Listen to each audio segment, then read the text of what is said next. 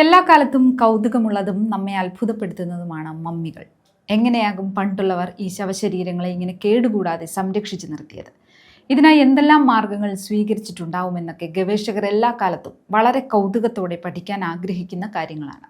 ഇപ്പോഴിതാ ഓസ്ട്രേലിയയിലെ ഒരു ചെറിയ ഗ്രാമത്തിലെ സെന്റ് തോമസ് ആംബ്ലാസ്റ്റൻസിന്റെ പള്ളിയിൽ നിന്ന് 279 വർഷം പഴക്കമുള്ള ഒരു മമ്മി കണ്ടെത്തി.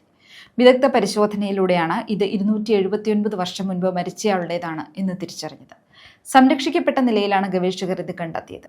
1746 മരിച്ച പ്രാദേശിക ഇടവക വികാരിയായ ഫ്രാൻസ് സേവർ സിഡ്ലർ വോൺ റോസനഗിൻ്റേതാണ് ഈ മമ്മി എന്ന് പറയപ്പെടുന്നു. നല്ല രീതിയിൽ എംബാം ചെയ്തതുകൊണ്ടാണ് ഇത്രയധികം വൃത്തിയായിരിക്കാൻ സഹായിച്ചതെന്നും ഗവേഷകർ പറയുന്നു.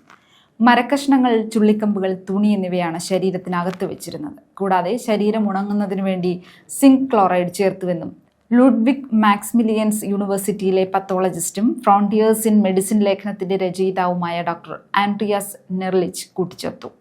CT സ്കാനിങ്ങും തുടർന്നുണ്ടായ വിശകലനത്തിലും മമ്മിയുടെ മുകൾ ഭാഗം പൂർണ്ണമായും കേടുകൂടാതെ ഇരിക്കുകയാണെന്ന് കണ്ടെത്തി.